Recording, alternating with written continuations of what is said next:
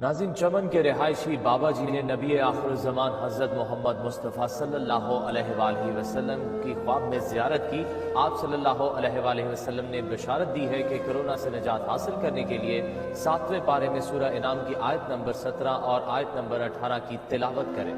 पहले 3 बार दरूद शरीफ पढ़ लें और फिर 9 बार ये आयात पढ़ें। फिर जितना ज्यादा हो सके इन आयात की तिलावत करें और पढ़ने वाला खुद पर और अहले खाना पर दम कर ले। ये आयात ही इस मर्ज के लिए काफी और शाफी है।